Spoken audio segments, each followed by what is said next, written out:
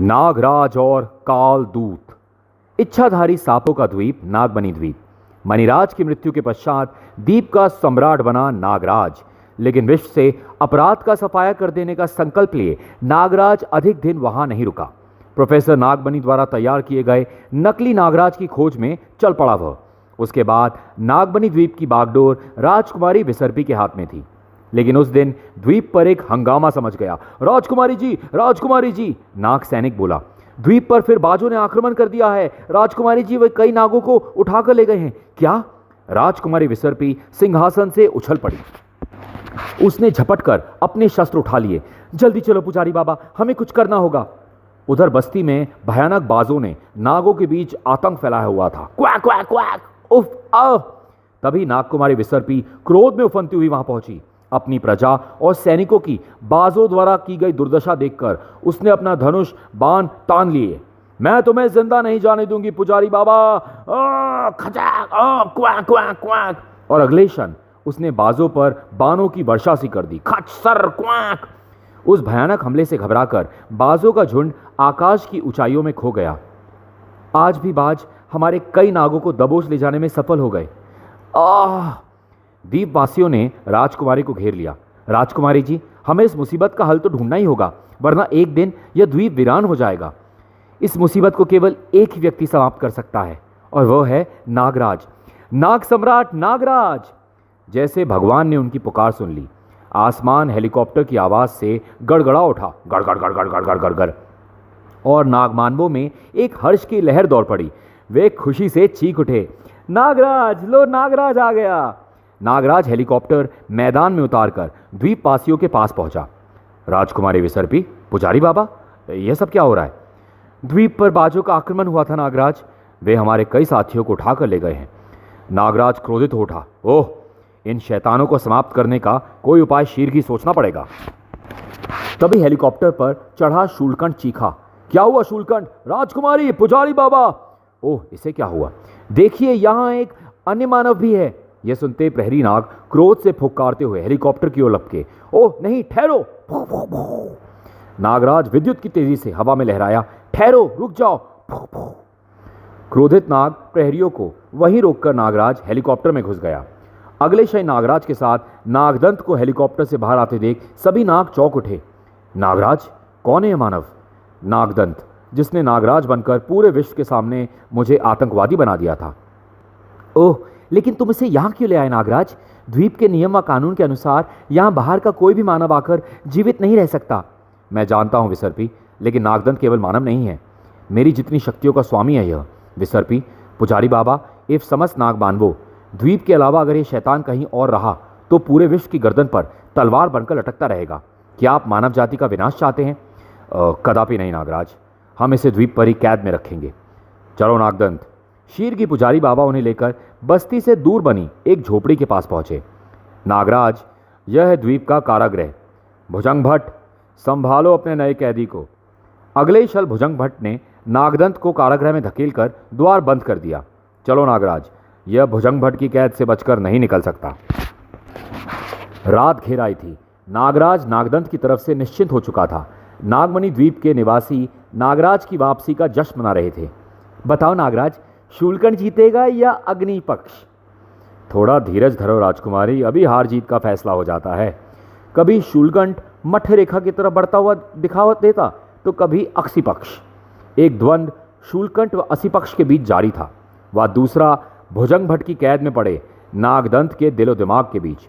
मुझे हर हालत में आज रात ही इस कैद से बाहर निकलना होगा। दूर हट जाओ मेरे शरीर से, अब मुझे इस कैद से आज़ाद होना है। और अगले पल अपनी असीमित शक्ति से उसने नागरस्सी का बंधन तोड़ दिया, और फिर नागदंत की एक मामूली से प्रहार से ही उस कारागृह का दरवाज़ा तोड़ने के लिए काफ़ी था। फड़ाक! नागदंत को इस कागज़ की जेल में कैद किया नागराज ने। अभी उस भुजंग भट्ट को भी देखता हूँ। कहाँ है भुजंग भट्ट? लगता है डरकर भाग गया। नाग के रूप में विश्राम कर रहा भुजंग भट्ट यह ललकार सुनकर फुफकार उठा। शीरगिवर नागमानव में आ गया। सावधान नागदंत, मैं तुम्हें कैद से भागने नहीं दूंगा। और अगले क्षण भुजंग भट्ट की पूंछ की फौलादी टक्कर नागराज की छाती पर पड़ी। फिर भुजंग भट्ट ने नागदंत को संभलने का अवसर नहीं दिया। ओह! ओह! अब तुम्हारी हार निश्चिंत है नागदंत। भुजंग भट्ट के इस दाव में फंसे नागदंत को अपनी जाल निकलती सी प्रतीत हुई। तभी नागदंत ने एक अमोघ शस्त्र का प्रयोग किया, जहरीली फुकार, जो एक हाथी को भी मौत की नींद सुला देने में सक्षम थी। उफ, यह क्या किया शैतान, मुझे कुछ दिखाई नहीं दे रहा। भुजंग भट्ट लड़खड़ा गया और उधर लड़खड़ा गया असिपक्ष। इधर शैतान नागदंत ने भाला उठा लिया था। अब तुम्हें तुम्हारी निश्चित हार यानी मौत से कोई नहीं बचा सकता भुजंग भट्ट। उधर शूलकंठ ने विजयश्री प्राप्त की। असिपक्ष हार गया नागराज, हाँ शूलकंठ जीत गया। इधर घायल हुए भुजंग भट्ट को नागदंत भाले से गोदता चला गया, आह आह, और फिर घायल भुजंग भट्ट को तड़पता छोड़ वह भाग निकला। अंतिम सांस से गिनता हुआ भुजंग भट्ट नाग रूप में आकर रेंगता हुआ नगाड़े पर चढ़ गया। मुझे मरने से पहले नागदंत के भागने का समाचार नागराज तक पहुंचाना होगा। और फिर वह अपनी आखिरी सांस तक नगाड़े पर फन फटकता चला गया, ढम ढम ढम ढम ढम। उधर नागराज ने शूलकंठ की विजय पर तालियां बजाई। बहुत अच्छे शूलकंठ, तुम निश्चिंत ही सर्वशक्तिमान हो, तड़ तड़ तड़ तड़ डम डम डम डम डम। और तभी वातावरण नगाड़े की आवाज़ से थर्रा उठा। चौंक उठा नागराज, पुजारी बाबा ये नगाड़े की आवाज़ कैसी? नागराज, लगता है भुजंग भट्ट किसी विपदा में है। ढम ढम ढम। शीरगी वे कारागृह तक पहुंच गए। ओह, महाबली भुजंग भट्ट तो मृत पड़ा है। हाँ, नागदंत फरार हो गया। और अगली सुबह नागमणि द्वीप पर नागदंत की खोज प्रारंभ हो गई। स्वयं नागराज भी तेजी से नागदंत को खोजता बढ़ रहा था। नागदंत को जल्दी खोजना आवश्यक है। अरे, यह गुफा कैसी है? इसमें से धुआं कैसा? मुझे इसमें प्रवेश करना चाहिए, किंतु यह भारी चट्टान। नागराज ने अपनी अतिशक्ति का प्रयोग किया। जरूर उस नागदंत ने ही इस चट्टान से इस गुफा का मुंह बंद किया होगा। शीरगी उसने चट्टान को उठा फेंका, वह जरूर ही अंदर छुपा होगा। आगे तो अंधेरा बढ़ता ही जा रहा है। ओह, उस मोड़ से रोशनी आ रही है। ओह, यह तो किसी भयंकर जीव के सांस लेने का स्वर लगता है। वह भयानक दृश्य देखते ही विस्मय से आंखें फैल गई नागराज की। ओह, यह कौन है? भयानक सर्प फुंकार उठा। कालदूत की गुफा में घूमकर उसकी तपस्या भंग करने की चेष्टा कैसे की दुष्ट मानव? इस द्वीप पर कदम नहीं रख सकता कोई मानव, और तू मेरी गुफा तक घुस आया, किंतु अब तुझे मरना पड़ेगा। लेकिन बाबा। कालदूत के तीनों मुखों ने जहरीली फुकारें निकाली, लेकिन नागराज अपनी जगह छोड़ चुका था। उफ, चट्टान के स्थान पर एक गड्ढा नजर आने लगा। अगर ये फुकार मुझसे टकरा जाती तो मैं भी इस पत्थर की तरह गल जाता। फिर तो कालदूत ने फुंकारों की वर्षा कर दी, जिसके फलस्वरूप गुफा की छत से भारी भारी चट्टानें टूटकर नीचे गिरने लगी और नागराज उन चट्टानों के बीच फंस गया। बढ़ती फुर्ती दिखाकर बच रहे हो बेटा, अब बताओ कैसे बचोगे? मेरी बात तो सुनिए बाबा, मैं इस द्वीप का। तुरंत ही कालदूत ने फिर उस पर हमला किया। नागराज ने एक बड़ी चट्टान उठाई और विष के उस गोले की तरफ उछाल दी। उफ, ऐसे कब तक बच पाऊंगा मैं? नागराज जैसे बलशाली के भी आज दांतों तले पसीना आ गया। कालदूत ने अगली फुकार का सामना अपनी जहरीली फुकार से किया। आज मौत निश्चित है नागराज। सर्प्स। दोनों के टकराने के परिणाम स्वरूप कालदूत की फुकार ने अपना थोड़ा रास्ता बदल दिया, किंतु फिर भी वह नागराज के कंधे को झुलसा गई। उफ! नागराज को लगातार अपनी फुकार से बचता देख कालदूत ने उस पर अपनी बलशाली पूंछ का प्रहार किया। ओह! आ! बहुत खेल खेल लिया रे मानव, अब तेरी यही लीला यहीं समाप्त करता हूं। इस पूंछ के वार से अब तू नहीं बच सकता। कालदूत के तीनों हथियार उसकी पूंछ के नीचे दबे नागराज की तरफ बढ़ने लगे कि तभी, ठहरिए महात्मा कालदूत, कृपा कर रुक जाइए। कौन है? नागकुमारी विसर्पी। यह नागराज है महात्मन, नागमणि द्वीप का सम्राट नागराज। क्या? एक मानव नागमणि द्वीप का सम्राट? यह विलक्षण मानव है महात्मन। सैकड़ों नाग मानवों के सम्मुख कुल देवी का आशीर्वाद मिला है इसे। विसर्पी ने नागराज के सम्राट बनने की सारी कहानी कह सुनाई। तब, ओह, अगर ऐसा है नाग सम्राट नागराज, हम तुमसे इस भूल की क्षमा चाहते हैं। मुझे शर्मिंदा ना करें महात्मन, लेकिन मेरी एक जिज्ञासा अवश्य शांत कीजिए महात्मन कि आप कौन हैं और यहाँ क्या कर रहे हैं? नागराज, मैं इस द्वीप पर कदम रखने वाला पहला इच्छाधारी नाग हूँ, जिसने दुनिया भर के इच्छाधारी सांपों को अपने तपोबल से इस द्वीप पर लाकर आबाद किया है। दुनिया भर के सभी सांपों से संपर्क बनाने के लिए मैं यहाँ तपस्यारत था। आज दुनिया का प्रत्येक सांप मेरी आज्ञा मानता है। लेकिन तुम्हारे चेहरे पर ये परेशानी के भाव क्यों हैं? महात्मन, एक खूंखार अपराधी नागदंत हमारी कैद से निकल भागा है। हम उसे ही ढूंढते फिर रहे हैं। ओह, केवल इतनी सी बात? आओ मैं तुम्हें दिखाता हूँ कि नागदंत कहाँ है। दिखाइए महात्मन। शीर की कालदूत अपने मुंह से एक मणि उगल कर हाथ में ली। नागराज, अपनी इच्छित वस्तु की कामना करके इस मणि में देखो। नागराज ने मणि हाथ में लेकर नागदंत का नाम लिया और तभी मणि जगमगा उठी और उसमें दृश्य बदलने लगा। कुछ ही देर बाद मैं इस द्वीप से नागराज की कैद की तरह ही फरार हो जाऊंगा। तभी अरे, यह एकाएक अंधेरा कैसे छाता जा रहा है। और जैसे ही नागदंत ने आसमान की ओर देखा, अरे इतने विशालकाय बाज, ये तो मेरी तरफ आ रहे हैं। बाज तेजी से नागदंत पर झपटे, लेकिन वह जमीन पर लेटकर बच गया। शीर की खड़े होकर उसने पेड़ की मोटी सी टहनी उठा ली और चे चे चे। नागदंत बहुत बहादुरी से उनका सामना कर रहा था, किंतु तभी एक बाज पीछे से नागदंत पर झपटा और ओह महात्मन, नागदंत को तो बाज उठाकर ले गए। और फिर नागराज कालदूत से विदा लेकर गुफा से बाहर आ गया। चलो विसर्पी, हमें नागदंत को बाजों से बचाना है। महात्मा कालदूत से हम बाद में मिलेंगे। और फिर मानवता का रक्षक चल पड़ा बाजों की खोज में। अब दोनों समस्याओं का हल एक ही जगह मिलेगा और जल्दी दोनों खुले मैदान में आ गए। अब हमें बाजों के हमले की प्रतीक्षा करनी होगी। कुछ ही देर बाद, लो नागराज, जिनका तुम्हें इंतजार था वे आ गए, सांपों के दुश्मन। हाँ विसर्पी, तैयार हो जाओ, अब हमें इनके सहारे नागदंत तक पहुंचना है। शीर की दो बाज उनकी तरफ झपटे। एक बाज विसर्पी को पंजों में जकड़कर उड़ चढ़ा, जबकि दूसरे बाज को नागराज ने पकड़कर जमीन पर लेटा दिया। और अगले पल नागराज की सर्पीली आंखें बाज की आंखों को भेदने लगी। अब तो मेरे वश में हो, तुम वही करोगे जो मेरी मानसिक तरंगे तुम्हें निर्देश देगी। नागराज का सम्मोहन चला और बाज नागराज का गुलाम हो गया।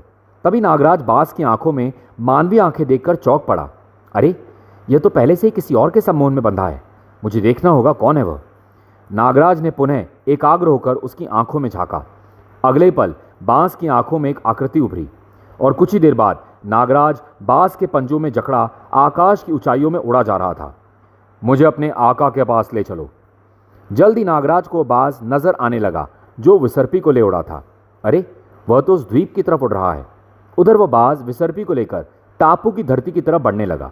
अगले पल वह विशालकाय बाज की मूर्ति के ऊपर मंडरा रहा था और फिर मूर्ति की खुली हुई चोंच के ऊपर पहुंचकर उसने विसर्पी को उस बाज के मुंह में छोड़ दिया। नागराज वहीं एक पेड़ पर छिपा इस दृश्य को देख रहा था। ओह, यह क्या भला है। ना जाने इस मूर्ति के गर्भ में क्या है और विसर्पी किस हाल में होगी। दिन में इन आदिवासियों को छेड़ना ठीक नहीं होगा। पहले देखता हूं कि विसर्पी को छोड़कर यह बाज कहाँ जाते हैं। और अगले पल वह पुनः बाज के पंजों में जकड़ा उड़ चला।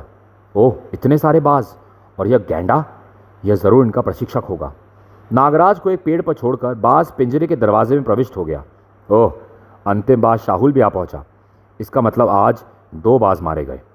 और बाजों के प्रशिक्षक बाजूली के जाने के बाद तो मुझे इन बाजों को खत्म करना है। किंतु कैसे? वाह, अगर मैं इनके पीने के पानी में विष मिला दूं तो ये सब पानी पीते ही समाप्त हो जाएंगे। अचानक उसके दिमाग में विचार कौंधा था। नागराज पिंजरे के दरवाजे को खोलकर अंदर घुस गया। है, यह तो अमानवीय कार्य है, किंतु इतनी बड़ी नाग जाति की रक्षा के लिए मुझे इन कुछ बाजों की बलि तो देनी ही पड़ेगी। Quack quack quack. किंतु इसके अंदर घुसते ही बाजों ने शोर मचाते हुए उस पर हमला कर दिया। नाग जाति की रक्षा के लिए नागराज उन 50 खूंखार दरिंदों के बीच घुस गया था। उफ, अरे इनकी शोर मचाने से इनका प्रशिक्षक सतर्क हो जाएगा। बाज अपनी चोंचों व पंजों से उन पर हमला करने लगे। उफ, मुझे अपनी आंखें इनके प्रहारों से बचानी होगी। बाजों के घातक प्रहारों को मुस्कुराकर सहते हुए आखिर नागराज ने पानी को अपनी फुकार से विषैला कर ही दिया। किंतु तभी तड़ाक, यह था बाजों का प्रशिक्षक बाजूली, जो बाजों का शोर सुनकर वहां आ गया था। कौन है रे दुष्ट? बाजूली के बाजों को मारने आया है? इन शैतानों को तैयार करने वाले शैतान, तुझे यहां तेरी मौत खींच लाई है। और फिर वह पिंजरा एक अखाड़ा बन गया, जिसमें एक तरफ नागराज था तो दूसरी तरफ 51 पहलवान। सावधान बाजूली, साइन। शक्तिशाली प्रहार के फलस्वरूप बाजूली उछला और धड़ाम, किंतु बाजूली फुर्ती से उठा और दोनों एक दूसरे से भिड़ गए। दोनों ही शक्ति में एक दूसरे से बढ़कर थे, परंतु नागराज को साथ ही बाजों का भी सामना करना पड़ रहा था।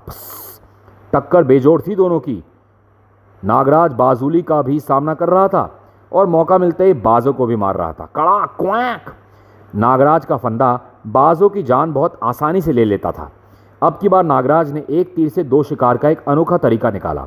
उसने बाजूली को उठाकर बाजों के झुंड पर उछाल दिया और क्वैक क्वैक, बाजूली के भीमकाय शरीर के नीचे दबकर 1-2 नहीं कई धराशायी हो गए थे। चमत्कारी शक्तियों का मालिक बाजूली अब क्रोध से कांप उठा। अरे दुष्ट, अब बहुत खेल हो चुका, ले बच अब मेरी मानसिक शक्ति के प्रहार से। और उस खतरनाक मानसिक शक्ति के प्रहार के फलस्वरूप नागराज उछलकर दूर जा पड़ा। कड़ाक! उफ, यह तो बहुत खतरनाक है। और अगले कुछ ही जबरदस्त प्रहारों ने नागराज को बेदम कर दिया। उफ, हाय नहीं नहीं नहीं, क्यों? ले अब मर इस घातक शक्ति से। इतना घातक था वो वार कि बाज की आवाज़ भी ना निकल पाई और उसके प्राण पखेरु उड़ गए। नागराज की शक्ति जवाब दे चुकी थी, वह खड़ा भी ना हो पा रहा था। क्या लिया तूने इस बाज ने बेटा, पर अब नहीं बचेगा तू। उफ, लगता है बचूंगा नहीं, दिमाग से काम लेना होगा। बाजुली उसकी तरफ बढ़ा। बाजुली ने नागराज के करीब पहुंचकर जैसे उसे जकड़ा, नागराज ने घातक विष उसके मुंह पर डाल दिया और नागराज का अचूक वार बाजुली को महंगा पड़ा। ओह! वह त्योरा कर गिर पड़ा और बेहोश हो गया। अब नागराज अपनी पूरी शक्ति बटोर कर खड़ा हुआ। मुझे अभी और शैतानों का सामना करना है। फिर नागराज काल बनकर उन बाजों पर टूट पड़ा। नागों की मौत के दूत बाज नागराज की विषैली फुकार का सामना न कर पाए। उफ, यह दोनों आखिरी हैं। नहीं नहीं, यह तूने क्या किया? मेरे वर्षों की मेहनत से सिखाए व पाले हुए मेरे सभी बाजों को मार दिया तूने। किंतु अब नागराज ने बाजुली को संभलने का मौका नहीं दिया। वह उछलकर बाजुली के सीने पर सवार हो गया और जब तक उसके प्राण नहीं निकल गए उसने अपने पैर नहीं हटाए। मरते वक्त यह जान ले दुष्ट कि मैं नागराज हूँ और तूने अपनी मेहनत गलत काम में लगाई, इसलिए तेरी जिंदगी के साथ वह भी व्यर्थ गई। उस बेमिसाल अखाड़े में 51 पहलवानों को मारकर विजयी नागराज बाहर निकला। ओह, रात घिराई है। नागराज एक दिशा में बढ़ चला। आज उसे काम भी तो बहुत थे। चलो, बाजू का संकट तो हमेशा के लिए टला। अब मुझे विसर्पी, नागदंत व अन्य नागों को ढूंढना है। कुछ देर बाद, अरे यह तो मैं समुद्र के किनारे पहुंच गया, किंतु यह चमक कैसी? यह तो कोई जहाज़ है और कबीले वाले भी मशाले लिए यहाँ खड़े इशारे कर रहे हैं। रॉकी, फटाफट स्टीमर उतारो और आइलैंड पर पहुंचो। जल्दी रॉकी का स्टीमर द्वीप के किनारे आ लगा। आओ रॉकी साहब आओ, इस बार तो बहुत माल है आपके लिए। हम भी तो तुम्हारा माल लाए हैं सरदार कंगालू। नागराज हैरान था ये सब देखकर। यह तो स्मगलर लगते हैं, पर इनका यहाँ क्या काम? पीछा करके देखता हूँ। एक सुनसान स्थान पर वे सब ठिठक गए। रॉकी साहब, अब इस काम में बहुत मुसीबतें आ गई हैं, आपको हमारा मेहनताना बढ़ाना होगा। ज़रूर, मैं बॉस से बात करूँगा। एक आदिवासी ने बढ़कर ज़मीन पर लगा एक ढक्कन उठाया। चलिए रॉकी साहब, आपको आपका माल दिखा दे। और नागराज के देखते ही देखते वे सब उस रिक्त स्थान में समा गए। अरे, यह तो सब अंदर उतर गए। फिर नागराज भी उस तहखाने में उतर गया। कोई बहुत बड़ा रहस्य लगता है। इस द्वीप पर कोई खतरनाक खेल खेला जा रहा है शायद। और यह दृश्य देखकर तो दंग रह गया नागराज। यह देखिए रॉकी साहब, इस महीने हमारे बाजों ने कैसे शानदार नाग पकड़े हैं। अब आप इन्हें ले जा सकते हैं। चाहे तो इनकी खाल बेचें, चाहे विष, चाहे ऐसे ही बेच दें इन्हें। नागमणि द्वीप के सैकड़ों नाग वहाँ शीशे के बक्सों में कैद थे। उफ, तो ये लोग पोचर्स हैं, सांपों की खाल बेचने वाले। किंतु एक पेटी में नागदंत भी बंद था। अरे यह क्या कंगालू सरदार, पेटी में आदमी? हाँ रॉकी साहब, शायद इच्छाधारी नाग है। हमने इसलिए इसे आज़ाद नहीं किया और ये आज ही पकड़ में आया है। तभी एक गनमैन होश में बोल पड़ा। रॉकी साहब, मुझे पता है ये कौन है। यह नागराज है। नागराज, अपराधियों का काल। बॉस से देखकर बहुत खुश होंगे रॉकी साहब। नागराज? अच्छा, प्रोफेसर नागमणि का आविष्कार। ठीक है, इसे संभाल कर ले चलो। तत्पश्चात वे पेटियां बाहर निकाली जाने लगी। रॉकी साहब, अगली बार हमारा ध्यान रखिएगा। ज़रूर ज़रूर। परंतु अगली बार शायद आनी ही नहीं थी। आगे बढ़ते आदिवासियों के सामने सांपों की दीवार खड़ी थी। ये बाहर कैसे आ गए? हाय, इतने सांप! डर के मारे इतने सांपों के साक्षात दर्शन से कईयों के हाथों से तो शीशे की पेटियां टूटकर जमीन पर बिखर गई। आज नहीं छोड़ेंगे ये, बरसों का बदला लेंगे हमसे ये आज। और फिर शुरू हुई जंग सांपों की और इंसान रूपी शैतानों की। जबकि नागराज, आओ नाग कुमारी विसर्पी। देखते ही देखते नाग ने मानवीय रूप धारण कर लिया। नागराज, तुम यह अलग खड़े हो? अरे तुम तो बहुत घायल हो। हाँ नाग कुमारी, किंतु मैं अलग नहीं खड़ा हूँ। मैं रॉकी पर नजर रखे हुए हूँ, जो नागदंत को लेकर भागने की फिराक में है। उधर चलो, जल्दी चलो, सब गड़बड़ हो गया लगता है। पर इसे तो हम बच कर ले ही जाएंगे शिप में। लेकिन नहीं, रुक जाओ रॉकी साहब, अब एक कदम भी आगे ना बढ़ाना। चौंक उठा रॉकी। फिर भी उसने नागराज पर गोलियों की बौछार कर दी। आए एक और नागराज, तड़ तड़ तड़ तड़ तड़। किंतु उसे लगा कि उसकी गन में नकली गोलियां भरी थी, क्योंकि उसके चेहरे पर पड़ने वाला नागराज का प्रचंड घूसा उसे असली लगा। फिर दोनों आदिवासी भी पेटी फेंक कर नागराज पर झपटे। खचाक! दोनों ने भाले नागराज के जिस्म में पेवस्त कर दिए, किंतु नागराज के वार वह भी ना सह पाए। धड़ाक! नागकुमारी विसर्पी ने दौड़कर वह भाले नागराज के पेट से बाहर खींच दिए। ओह नागराज, यह क्या हुआ? कुछ नहीं विसर्पी, मुझे इन घावों से कुछ नहीं होता, मेरे घाव अपने आप ठीक हो जाते हैं। रॉकी ने मौका देखकर गन सीधी की और हट जाओ विसर्पी, हट जाओ। नागराज ने विसर्पी को धक्का देकर बचा ही तो लिया था उन जानलेवा गोलियों की बौछारों से। तड़ तड़ तड़ तड़ तड़। पलक झपकते ही नागराज पलटा और आह! नागराज के शरीर में वास करने वाले नागानंद व नागनाथ ने अगले पल रॉकी के प्राण ले लिए। तभी वातावरण स्टीमर के इंजन की आवाज से गूंज उठा। ओह, यह स्टीमर में कौन भागा? नागदंत! अरे नागदंत कहां गायब हो गया? लगता है वह भाग गया नागराज। और उनके देखते ही देखते स्टीमर दूर होता चला गया। आओ विसर्पी, पहले हम इस द्वीप के सरदार से मिल लें। चलो नागराज। नाग सम्राट नागराज व नागकुमारी विसर्पी सरदार कंगाल की बस्ती में पहुंचे, जहां नागमानवों ने कंगालू को कैदी बना लिया था। आओ नाग सम्राट नागराज। नागराज राज सिंहासन ग्रहण करो। नागराज सिंहासन पर बैठ गया। सरदार कंगालू, हमारी तुमसे कोई दुश्मनी नहीं है। हमने अपने दुश्मन बाजों को और उनके प्रशिक्षक बाजुली को समाप्त कर दिया है। अब हम अपने द्वीप पर चले जाएंगे, किंतु तुम्हें हमको वचन देना होगा कि आगे से ऐसा कोई घृणित कार्य तुम दोबारा नहीं करोगे। हम तुम्हें वचन देते हैं नागराज। तब कंगालू ने नागराज को अपने स्मगलरों से गठबंधन की पूरी दास्तान कह सुनाई। सरदार कंगालू, हम तुम्हें दाल, मसाले व और भी बहुत सी चीज़ें देंगे। बदले में तुम्हें हमें सांप देने होंगे, सैकड़ों हजारों सांप। और फिर उनके बताए तरीके से हमने तुम्हारे द्वीप से सांप पकड़े। चोंच में छोड़ा गया सांप सीधा नीचे जाता और वहाँ रखी पोटी में गिरता, जिसमें हमारे आदमी उसे बंद कर देते। सरदार कंगालू, क्या तुम्हें पता है कि ये शैतान कहाँ से आते थे और किसके लिए काम करते थे? नहीं नागराज, ज़्यादा तो मुझे नहीं पता, लेकिन एक बार मैंने रॉकी से सुना था इनका बॉस कुवैत का एक शेख यूसुफ बिन अली खान है। पूरे विश्व में उसका जानवरों का व्यापार चलता है। ओह! फिर वह रात वहाँ गुजार कर नागराज, नागकुमारी व अन्य नागमानव अगले दिन अपने द्वीप पर लौट चले। नागराज, आज तुमने संपूर्ण नागमणि द्वीपवासियों को अपना ऋणी बना लिया। लेकिन नागराज के मस्तिष्क में केवल दो नाम हथौड़े की तरह बज रहे थे, यूसुफ बिन अली खान, नागदंत। समाप्त। दोस्तों, ये थी नागराज की विंटेज धमाकेदार कॉमिक्स। उम्मीद करता हूँ आपको कहानी पसंद आई होगी। अगर पसंद आई है तो प्लीज़ चैनल को लाइक, सब्सक्राइब और शेयर ज़रूर कीजिएगा। जल्दी मिलेंगे एक और इंटरेस्टिंग कॉमिक बुक स्टोरी के साथ। धन्यवाद। Thank you.